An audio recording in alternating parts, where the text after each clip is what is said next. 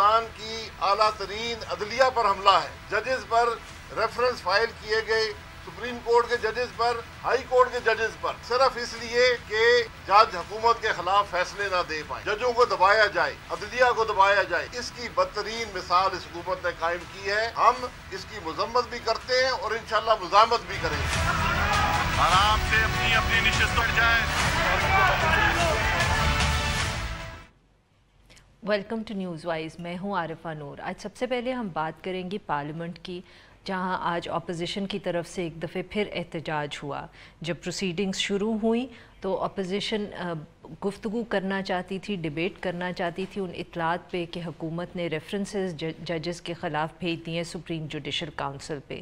جب اس کی ان کو اجازت نہیں ملی تو انہوں نے احتجاج کیا, اسپیکر کے ڈائس کا گھیراؤ کیا, پلیک کارڈز اٹھائے رکھے تھے اور بہت شور مچا. دوسری طرف سینٹ کے اندر بھی یہی ایشو جو تھا وہ زیر بحث رہا. وہاں پاکستان مسلم لیگ نواز نے ایک ریزولوشن پاس کر دی, ججز کی حمایت کی, اور انہوں نے کہا کہ اگر یہ ریفرنسز فائل ہوئے ہیں تو یہ ایک حملہ ہے عدلیہ کے اوپر حکومت کی طرف سے. قرارداد تو منظور ہو گئی مگر اس کے بعد پھر حکومتی بینچز کی طرف سے احتجاج اور شور مچا اور اجلاس جو تھا وہ ملتوی کر دیا گیا.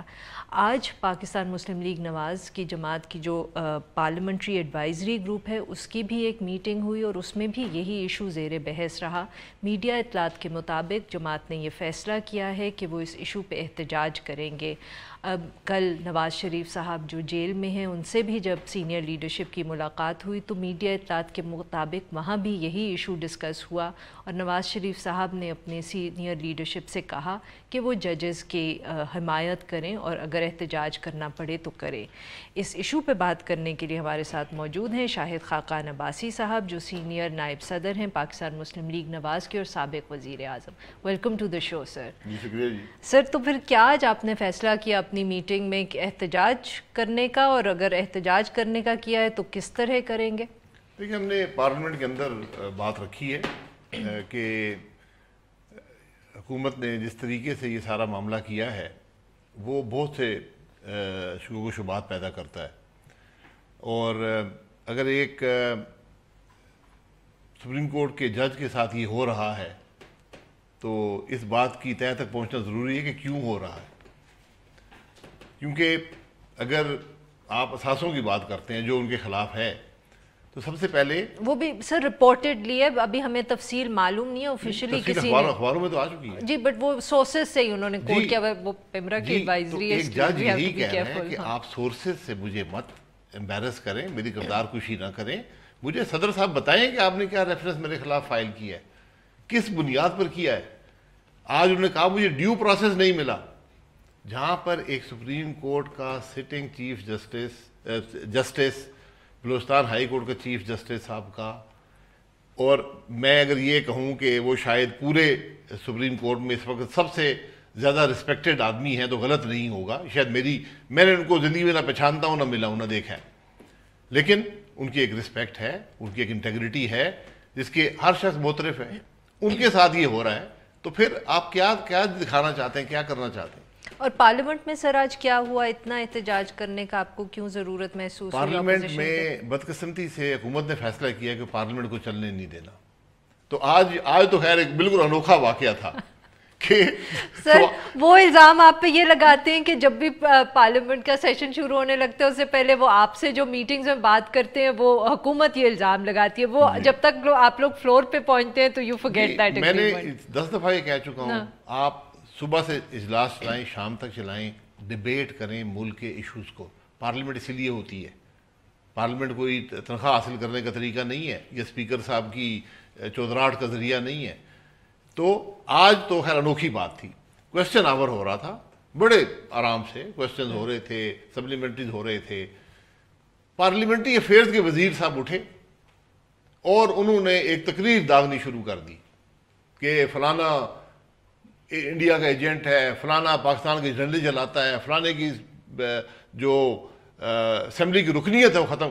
یعنی اس کا اس سوال اس معاملے سے کوئی تعلق نہیں تھا. تو ہم نے سنا 5 منٹ, پھر دونوں بینچز سے لوگ کھڑے ہوئے, پیس پارٹی سائڈ سے ہماری سائڈ سے بھی, انہوں نے کہا جناب اسپیکر صاحب یہ کیا ہو رہا ہے, یہ کون سے رول کے تحت یہ معاملہ چل رہا ہے؟ اگر آپ نے ڈبیٹ کرانی ہے پی ٹی ایم کے معاملے پر، یہ جو واقعہ میرن شاہ میں افسوسناک واقعہ ہوا، اس کی آپ اسمبلی میں ڈبیٹ کرا لیں. ہم تو آلریڈی ایک اسپیشل کمیٹی کی ڈیمانڈ کر چکے ہیں. تو اتنے میں حکومتی بینچز سے 3-4 لوگ پلے کارڈ لے کر آ گئے جو اسی وقت لکھے ہوئے تھے کہ کراچی میں پانی کا مسئلہ حل کرو، اور پیپلز پارٹی کی طرف بھاگنا شروع کر دیا. تو پیپلز پارٹی والے بھی وہ بھی اس میں اشتعال میں آئے، وہاں پر تقریباً ہاتھا پائی شروع ہو گئی اور نعرہ بازی دونوں طرف سے. اور اسپیکر صاحب نے حل یہ نکالا کہ اسمبلی کا اجلاس ہی پروروگ کر دیا. تو چیئرمین نیب کا مسئلہ بھی، وہ ڈیمانڈ بھی وہیں رہ گئی اسپیشل کمیٹی کی. جو پی ٹی ایم کا مسئلہ تھا وہ بھی وہیں رہ گیا.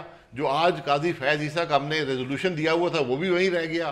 ملک کی معیشت کے مسائل بھی وہیں رہ گئے، پریزیڈنشل ڈبیٹ بھی وہیں رہ گئی، سب کچھ وہیں رہ گیا، اور ہم گھر آ گئے تنخواہ لے کر. وہ تو اور پروبیبلی.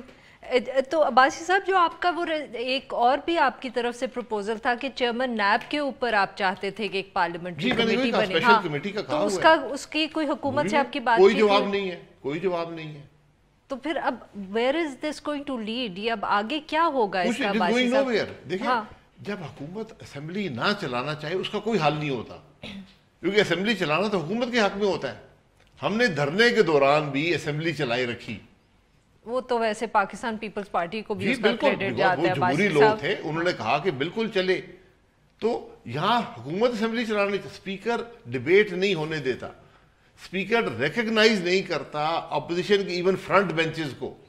اب ایسا، بٹ اس کا اب کہیں سے حل تو ڈھونڈنا ہے نا. دیکھیں، یہاں 2-3 ایشوز ہیں. ایک کہ پارلیمنٹ کی پروسیڈنگز اپوزیشن کی طرف سے ہمیشہ الزام لگ رہا ہے کہ وہ نہیں چلانی چاہیے، جو ہے وہ چلائی جا رہی. دوسری طرف جو ایشوز ہیں، جیسے فار ایگزامپل چیئرمین نیب کا ہے، آپ کی ریزولوشن ججز کے حوالے سے، اب اس کا حل کیسے ڈھونڈیں گے؟ کیا بس یہ کہہ دینا کافی ہے اپوزیشن کے لیے کہ حکومت کی ذمہ داری ہے، اس کو کرنا چاہیے؟ اور میں یہ صرف اس لیے آپ سے پوچھوں کیونکہ you one of the few people جو بار بار یہ کہتے ہیں کہ اگر یہی حال رہا تو پھر کوئی تیسری قوت اس کا فائدہ اٹھا لے گی.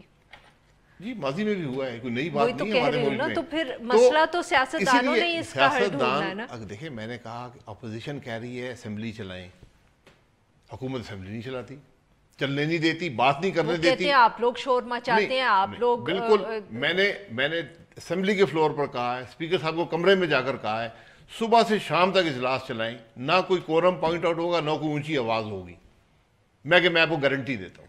بٹ وہ پھر الزام جب لگاتے ہیں کہ آپ لوگوں سے جو اگریمنٹ ہوتی ہے وہ جب تک پارلیمنٹ میں آتے ہیں آپ لوگ شور مچاتے ہیں، یا جیسے شہباز شریف صاحب اس دن اٹھ کے چلے گئے تھے ایک سپیچ کے اندر پروٹیسٹ میں جب حکومت کی باری آئی تھی. کس کی؟ ایک دن ہوا تھا نا سر پارلیمنٹ کی پروسیڈر، شہباز شریف صاحب نے سپیچ کی، جب حکومت کی طرف سے کوئی کھڑا ہوا تو شہباز شریف صاحب نے اعتراض کیا کسی بات پہ، اٹھ کے چلے. بات سننا، آپ بات کریں اپنی، ہم سن رہے ہیں، باقی لوگ بیٹھے ہوئے ہیں، ریکارڈ کا حصہ ہے. اسمبلی میں یہی ہوتا ہے. آپ دنیا میں یو ایس کانگریس کو دیکھ لیں، ہاؤس آف کامنس کو دیکھ لیں، ایک اسپیکر ہوتا ہے، ایک آدمی تقریر کر رہا ہوتا ہے، ایک گھنٹہ تقریر کر رہا ہے ایشو پر. بات ریکارڈ پر لانے کی ہوتی ہے، عوام دیکھتے ہیں کہ ہمارے مسائل کی بات ہو رہی ہے نہیں ہو رہی. لیکن اب بات یہ ہے، اگر اسمبلی نہیں چلے گی تو کیا ہوگا، یہ کوشچن ہے. بالکل نہیں کوشچن. تو میں آپ کے یہاں بیٹھا ہوں، میں یہاں اس لیے بیٹھا ہوں کہ مجھے وہاں بولنے کا موقع نہیں ملتا.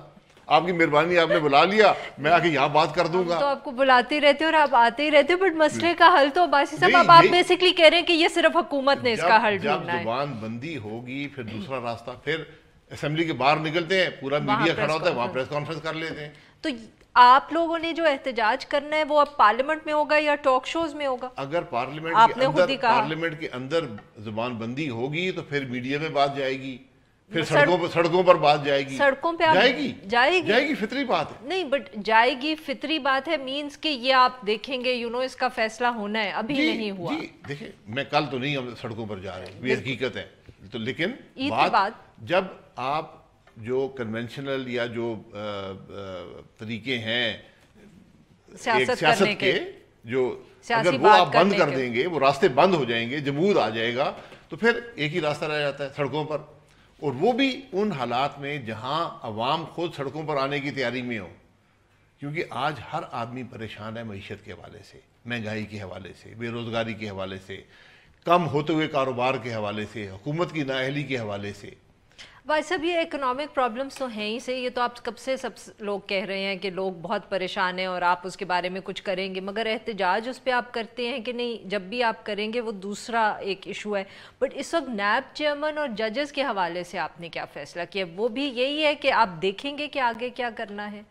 देखिए, अगर आप पार्लियामेंट के अंदर इसकी डिबेट, पार्लियामेंट सबसे बड़ा इदारा है मुल्क का, आइन जो ये आइन यही कहता है। अगर हमने आइन पढ़ा हो, हमने आइन तो पढ़ते नहीं, आइन पे हमें यकीन कम ही होता है, कुछ भी नहीं पढ़ते जी। तो अगर आइन के मुताबिक जो सबसे बड़ा इदारा है उसमें बात भी नहीं होगी इश्यूज़ के हल, पार्लियामान की कमेटी क्या होती है? पार्लियामान की कमेटी एक मामले की तहकीक करती है और हकायक सामने ले आती है। उसमें गवर्नमेंट के लोग भी होते हैं, अपोजिशन के लोग भी होते हैं। बट सपोज हुकूमत नहीं मानती, फिर नहीं मानती तो फिर जो सारा अकाउंटेबिलिटी का प्रोसेस है वो ख़त्म हो गया।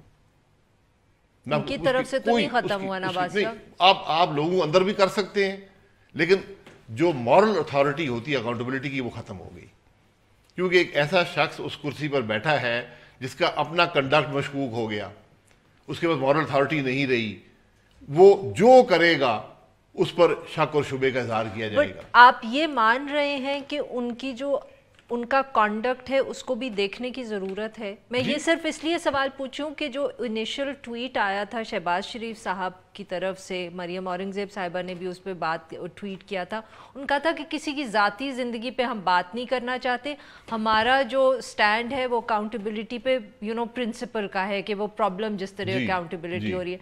पर मैं ये सवाल कर रही हूँ कि वो जो इल्ज़ामात लगे हैं उन इल्ज़ामात को आप देखेंगे कि नहीं देखेंगे एज ए जमात? क्योंकि अगर वो इल्ज़ामात में कोई भी सच्चाई है तो फिर उनके तो नैब चेयरमैन के कॉन्डक्ट के ऊपर तो सवाल उठाने पड़ते हैं ना।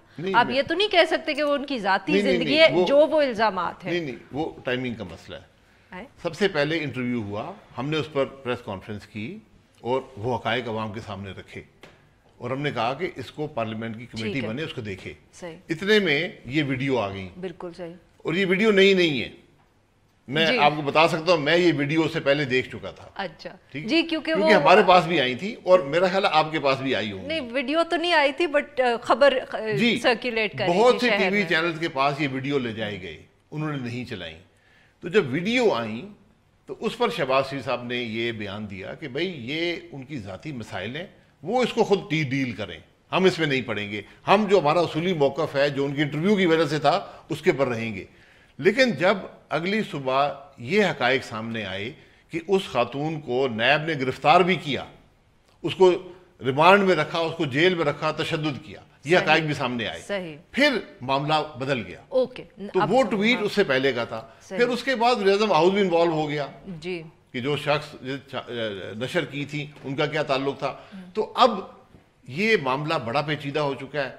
तो हकायक अगर आप आवाम के सामने नहीं लाएंगे तो फिर मेरी नज़र में अकाउंटेबिलिटी का प्रोसेस जो है वो मुल्क में, ये जो सो कॉल्ड अकाउंटेबिलिटी है, कम से कम नैब के हवाले से उसकी कोई हैसियत नहीं रहेगी। और अगर हुकूमत रिएक्ट नहीं करती या वो आपकी इस इशू पे बात नहीं सुनती या वो कोई कमेटी नहीं बनाती या इसको इन्वेस्टिगेट नहीं करती, तो फिर अपोजिशन का क्या फैसला? फिर ये मुकदमा अवाम के सामने होगा। और मैंने जैसे कहा कि अकाउंटेबिलिटी, क्योंकि हर चीज़ जो अकाउंटेबिलिटी के प्रोसेस जो नैब में होती है उसको अप्रूव चेयरमैन करता है। आज भी आपने देखा कि उन्होंने अप्रूव कर दिया कि जरदारी साहब को 10 तारीख को अरेस्ट करना चाहते हैं। वो कुछ इत्तलात आ रही हैं, कुछ इत्तलात कंफर्म नहीं है। हर प्रोसेस पे अप्रूवल चेयरमैन का होता है। अगर चेयरमैन ही मशकूक हो जाए तो फिर वो सारा प्रोसेस मशकूक हो जाता है।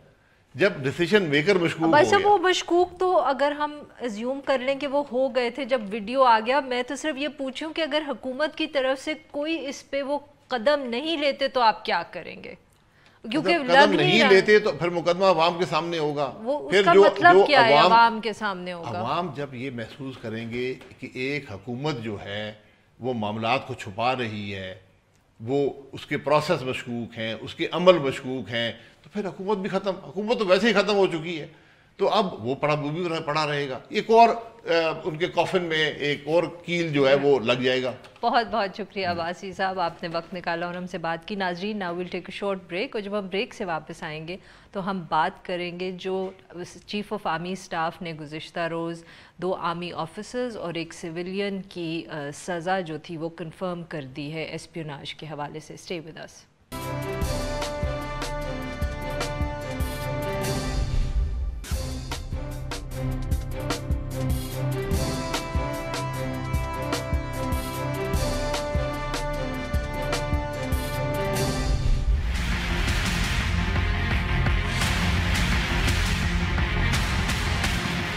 officers who are under military custody on the charges of espionage. Army chief ने field general court martial order किया हुआ है। दोनों इंडिविजुअल केसेस हैं, आपस में इनका कोई लिंक नहीं है। If we have been able to get them and identify the issue, it is a success.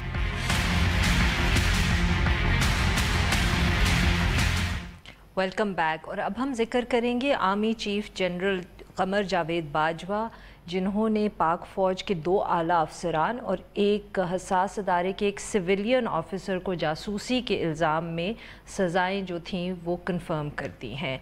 ISPR के मुताबिक आर्मी चीफ ने lieutenant general retired Javed Iqbal को 14 साल इम्प्रिजनमेंट, जबकि ब्रिगेडियर राजा रिजवान और सिविलियन ऑफिसर डॉक्टर वसीम अकरम को सज़ाए मौत सुनाई है। ये पहला मौका नहीं है कि जब कोर्ट मार्शल हुआ है ऑफिसर्स का, मिलिट्री ऑफिसर्स का, या उनको सज़ा सुनाई गई है। इससे पहले जनरल राहील शरीफ जो चीफ़ ऑफ आर्मी स्टाफ थे, उन्होंने भी करप्शन इल्ज़ामात में कुछ ऑफिसर्स को सज़ा दी थी। जो हालिया सज़ाएँ हैं ISPR के मुताबिक, ये पाकिस्तान आर्मी एक्ट और ऑफिशियल सीक्रेट्स एक्ट के तहत सुनाई गई हैं। आर्मी एक्ट के नीचे किस तरह का प्रोसीजर होता है? कोर्ट मार्शल जो होता है ऑफिसर्स का, वो किस तरह प्रोसीड करता है? उसका कानूनी अमल क्या होता है? और उसके बाद जो कोर्ट मार्शल में सज़ाएं दी जाती हैं, क्या उनका रिव्यू या अपील का प्रोसेस क्या होता है? इस इशू पे बात करने के लिए हमारे साथ मौजूद हैं शाह खावर साहब, जो एक सीनियर लॉयर हैं और माहिर कानून हैं। Welcome to the show sir.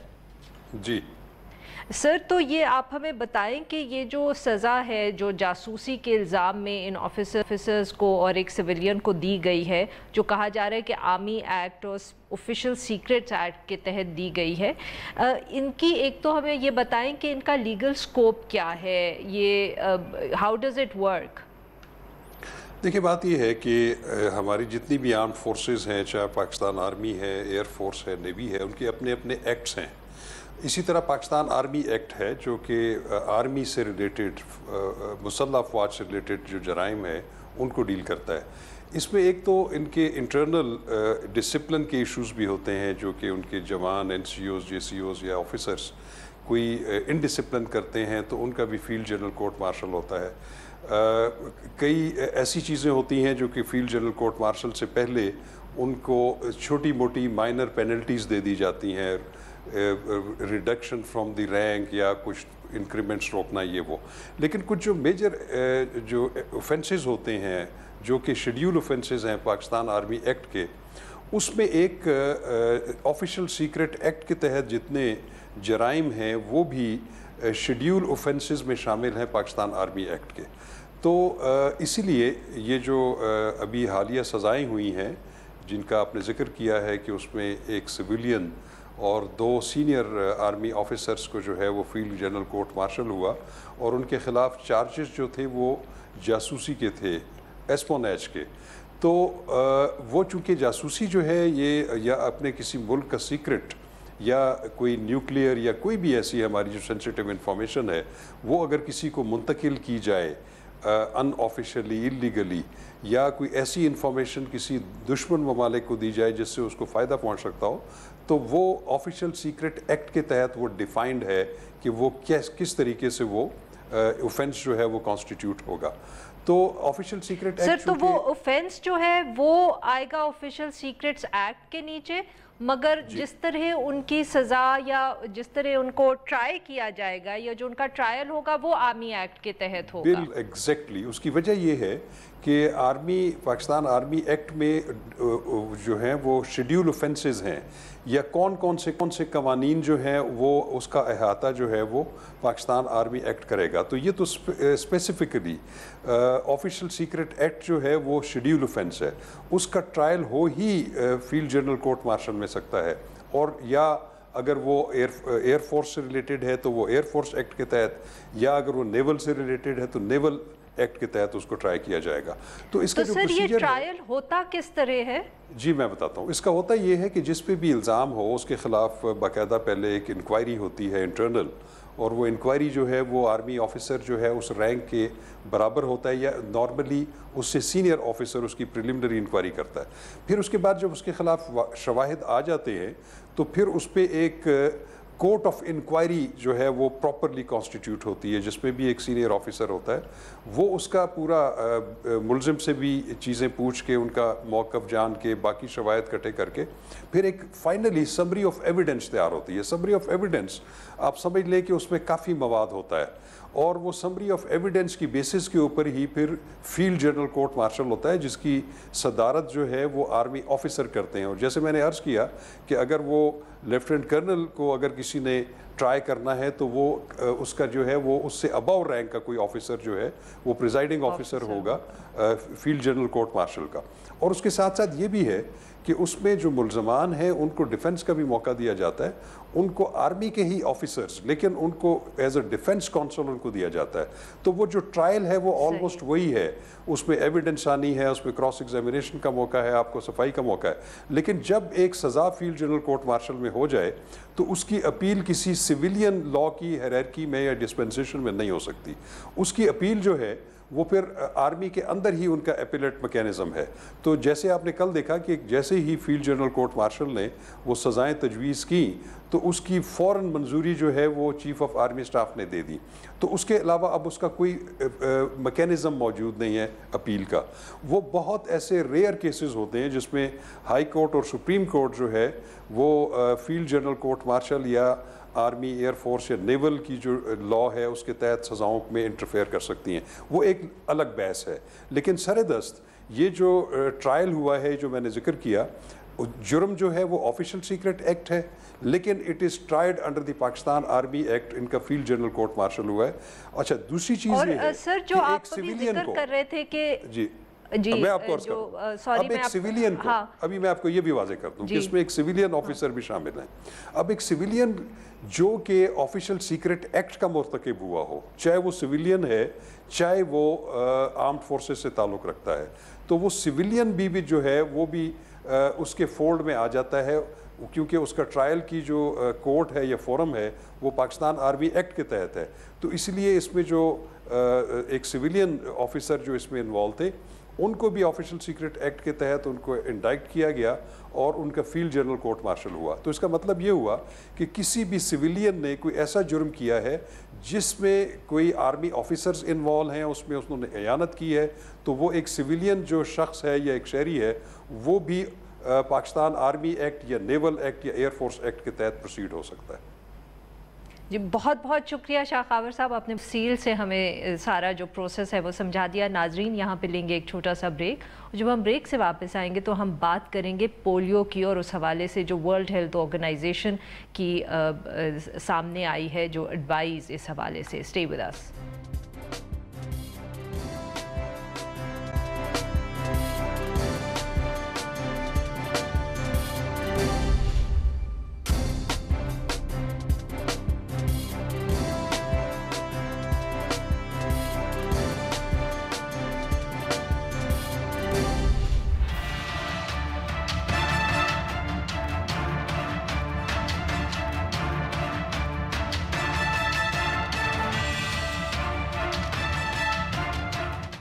Welcome back. Program के इस हिस्से में हम जिक्र करेंगे पोलियो का। इस हवाले से आज न्यूज़ अखबार के अंदर एक रिपोर्ट छपी है जो बेसिकली एक वर्ल्ड हेल्थ ऑर्गेनाइजेशन जो है उसकी एक कम्युनिकेशन है पाकिस्तान जिसके ऊपर बेस्ड है। और वर्ल्ड हेल्थ ऑर्गेनाइजेशन जो है उसने फ़ैसला किया है कि पाकिस्तान में क्योंकि अभी भी पोलियो के केसेस सामने आ रहे हैं, तो इस हवाले से जो ट्रैवल एडवाइज़री है पाकिस्तान के ऊपर उसमें 3 महीनों की उन्होंने एक्सटेंशन कर दी है। पाकिस्तानी जो बाहर सफ़र कर रहे होते हैं मुल्क से, क्योंकि पाकिस्तान के अंदर पोलियो को अभी तक मुकम्मल तौर पे हम ख़त्म नहीं कर पाए, तो उनको अमूमन एक ये वैक्सीनेशन का सर्टिफिकेट लेके सफ़र करना पड़ता है कि इन केस किसी मुल्क में कोई पूछ ले। मगर जो दूसरी अहम बात थी इस वर्ल्ड हेल्थ ऑर्गेनाइजेशन की कम्युनिकेशन के अंदर वो ये थी कि उन्होंने कहा है या एडवाइस दी है कि पाकिस्तान जो है एक तफसीली एनालिसिस करे कि अभी तक पोलियो ख़त्म क्यों नहीं हुआ मुल्क के अंदर। उन्होंने कहा है कि एक रिव्यू और एनालिसिस करने की ज़रूरत है जिसके अंदर आप ये भी चेक करें कि जो पोलियो प्रोग्राम है वो उसको किस तरह चलाया जा रहा है और जो बाकी कम्युनिटीज़ हैं उनकी क्या पार्टिसिपेशन और रोल है इस हवाले से। आज ये भी ख़बर आई है कि एक और बच्चे में पोलियो डायग्नोज़ हुआ है और इस साल के केसेस में जो नंबर है वो 20 तक पहुंच चुका है। इसी इशू पे बात करने के लिए हमारे साथ मौजूद हैं बाबर बिन जो वज़ीर आज़म के फोकल पर्सन बराए इंसदादत पोलियो मुहिम है। Welcome to the show Babar sahab. जी Arfa, thank you very much. जी सर, तो ये आप हमें बताएं कि क्यों इस साल हम देख रहे हैं कि एक जो नंबर है पोलियो केसेस का पाकिस्तान में वो इस दफ़े फिर हमें ज़रा ज़्यादा लग रहा है। पिछले सालों में कम डायग्नोज हुए थे, तो इसकी वजह क्या है? आरिफा बहुत शुक्रिया। एक तो मैं आपको क्लियर कर दूं आरिफा के Pakistan is not can not be treated as a separate country. ये मैंने उनसे बात भी कर ली है WHO वालों से कि जी जो रिकमेंडेशंस आई हैं उसमें पाकिस्तान को एक कंप्लीटली जो है वो किया गया है, दिखाया गया है एज अ सेपरेट कंट्री जिसको जो प्रिज्यूमेबली अकॉर्डिंग टू देम वो कह रहे हैं कि जी वो is not on the right track for eradication.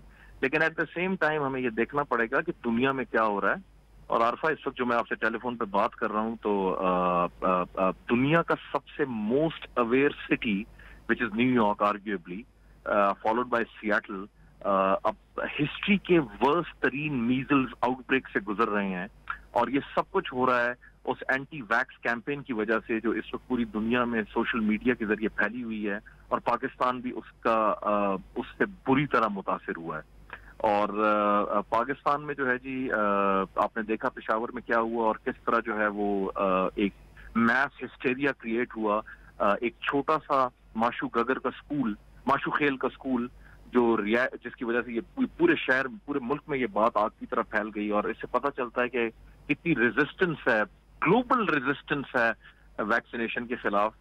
जो मुझे दुख है छोटा सा आरिफा, जो छोटा सा दुख है ना मुझे आरिफा, जो दुख है ना मुझे वो ये है कि एक वर्ड भी नहीं डाला गया उन एफर्ट्स का जो government of Pakistan is the only government in the world जिसने ना सिर्फ एंटी वैक्सर्स को हेड ऑन लिया, मोर देन 500 पेजेस को ब्लॉक किया, बल्कि काफी लोग इस वक्त जेर हिरासत हैं हुकूमत खैबर पख्तूनख्वा की, जिन्होंने पेशावर में इस कैंपेन को फैलाया। और कितना बोल्ड स्टेप लिया है 10 रिलीजियस स्कूल्स जिन्होंने ये सारा ड्रामा रचाया था उनको सील किया है। जी बाबर साहब, but let's come back to, बिल्कुल सही है। आई डोंट थिंक हम में से किसी को ये अंदाज़ा नहीं है कि आप कितना काम कर रहे हैं इस इशू पे, मगर फिर भी कुछ हमें समझाना चाहिए नाजरीन को भी, लोगों को भी, कि क्या वजह बनी कि इस साल केसेस का नंबर बढ़ा है, कम नहीं हुआ। आरिफा केसेस का नंबर उस वक्त तक बढ़ता रहेगा जब तक आप बच्चों को कंसिस्टेंटली मिस करते रहेंगे, जब तक तो क्या हमने इस साल ज्यादा मिस किए हैं बच्चे? आरिफा, आपने 25 लाख बच्चे मिस हुए हैं हमसे after what happened in Peshawar. ये तो बाबर साहब सिर्फ 1-1.5 महीना पुरानी बात है ना, तो केसेस तो पहले इस साल के शुरू से आ रहे हैं। नो आरिफा, याद रखिएगा कि वायरस सर्कुलेशन गटर के पानी में परसिस्टेंट है, साल के शुरू से परसिस्टेंट है। उसको ब्रेक करने का जो सबसे की मौका होता है वो लो ट्रांसमिशन सीजन की लास्ट कैंपेन होती है जो अप्रैल की थी, वो हमसे खराब हुई है। ये तो मैं कह रहा हूं कि पाकिस्तान ने जितना बड़ा ब्लोबैक हमने फेस किया है इस प्रोपेगेंडा कैंपेन की वजह से वो बहुत बड़ा है। लेकिन ये मेरी गुजारिश है कि एट द सेम टाइम हम क्यों यूनाइटेड स्टेट्स को भूल रहे हैं, जो दुनिया का सबसे एडवांस शहर है न्यूयॉर्क, वहां पे आज CDC ने कहा है कि 30 सालों का सबसे वर्स्ट आउटब्रेक है। बाबर साहब, क्योंकि न्यूयॉर्क वाले अपने मसले को खुद संभालेंगे ना, हमें तो अपनी फिक्र है, हम तो सिर्फ पाकिस्तान की बात करेंगे। आई कैन अंडरस्टैंड कि आप ये कह रहे हैं कि मसला शायद पूरी दुनिया में इस वक्त इस किस्म के हैं, बट हमने तो ये देखना है कि हम क्या कर सकते हैं पाकिस्तान के अंदर उसको रोकने के लिए। Arifa, let me make it very simple. Arifa, मैं आपको क्लियरली कह दूं, आप जब तक पेरेंट्स के कंसर्न्स को एड्रेस नहीं करेंगे, एज गवर्नमेंट हमें जवाब देना होगा। पेरेंट्स के क्वेश्चंस हैं, हर तबका फिक्र के क्वेश्चंस हैं, starting from the top right at the grass root level. हर बंदा के कोई ना कोई क्वेश्चंस हैं, हमें इनका जवाब देना पड़ेगा कि मल्टीपल वैक्सीनेशन पे पेरेंट्स रेजिस्ट करते हैं, रिफ्यूज करते हैं, पॉश लोकेलिटी में भी करते हैं, मिडिल इनकम ग्रुप में भी करते हैं, लोअर इनकम ग्रुप में सब करते हैं। हमें इनके जवाब देने पड़ेंगे, पेरेंट्स को कायल करना पड़ेगा, इस वैक्सीन को प्रेजेंट करना पड़ेगा डिफरेंटली, जिस तरह ये प्रेजेंट की जाती है 25 सालों से की जा रही है। That is the only way forward. जी बहुत बहुत शुक्रिया बाबर साहब, आपने हमसे बात की। अब हम लेंगे एक छोटा सा ब्रेक, और जब हम ब्रेक से वापस आएंगे तो हम बात करेंगे सहाफ़त का एक बहुत बड़ा नाम पिछले दिनों गुजर गया, इदरीस बख्तियार साहब का। उनको हम एक ट्रिब्यूट पेश करेंगे। स्टे विद अस।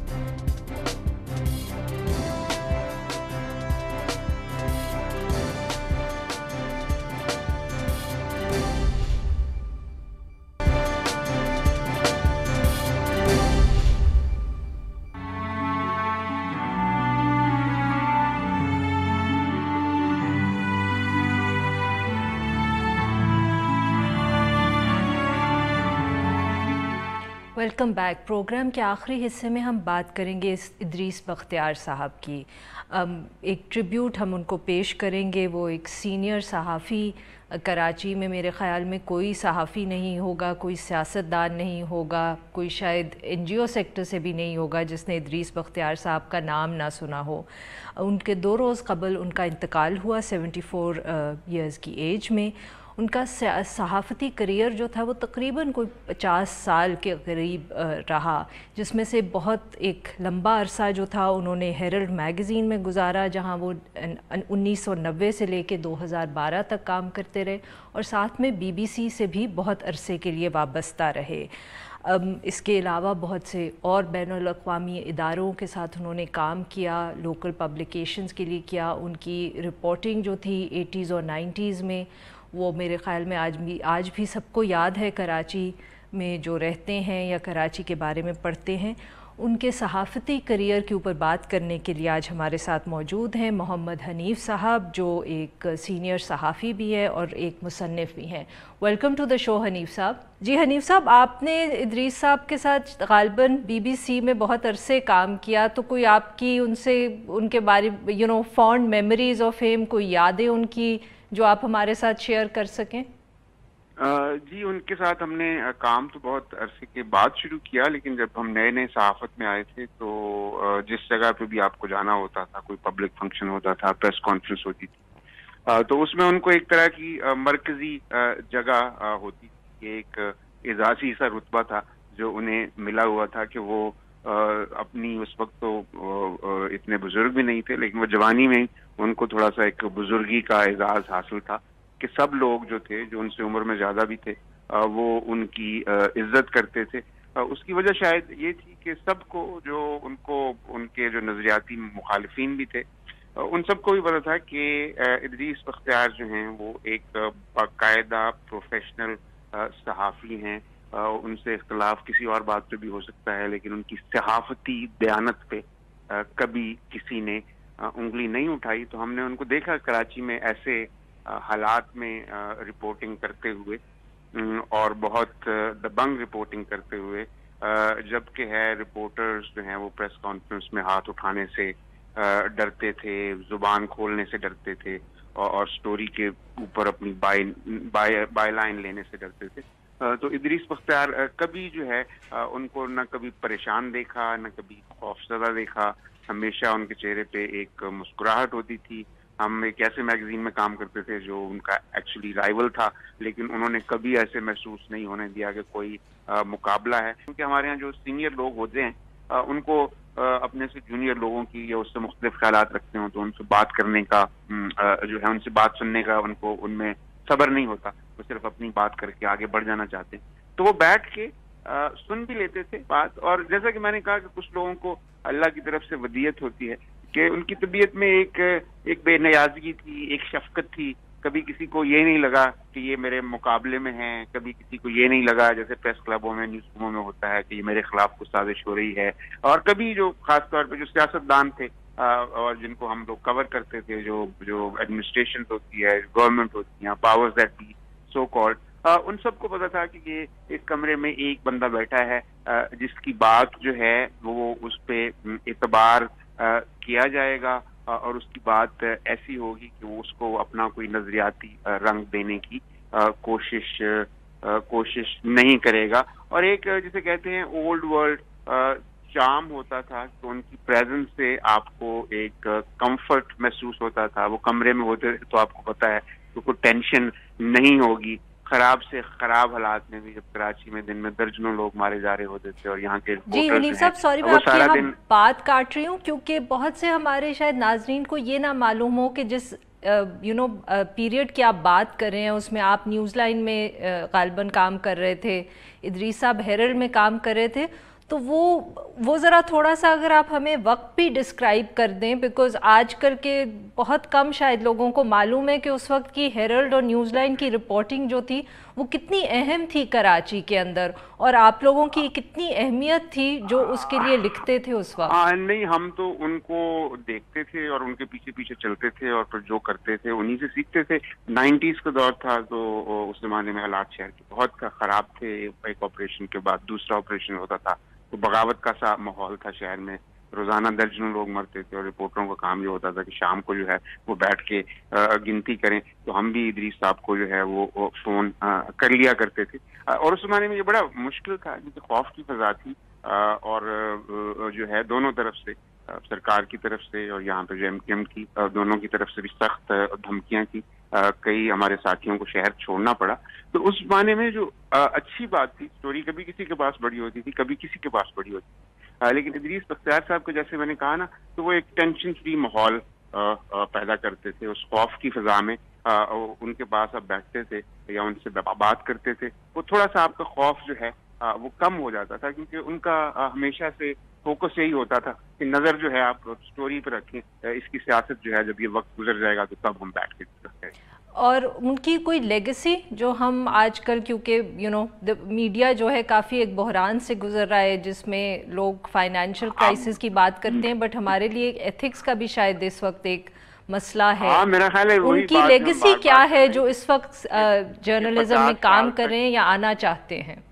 50 سال تک جو انہوں نے کام کیا, تو میں نے کہا کہ کوئی ان کی صحافت کی دیانت پہ جو ہے انگلی نہیں اٹھا سکتا. ان کے جو مخالفین تھے, سیاسی مخالفین بھی, یا ان کے جو مقابلے میں لوگ کام کرتے تھے, وہ بھی اس بات کو مانتے تھے کہ یہ خبر جو ہے یہ ایک مقدس چیز ہے, اس کو اپنے نظریاتی رنگوں میں ہمیں نہیں رنگنا چاہیے.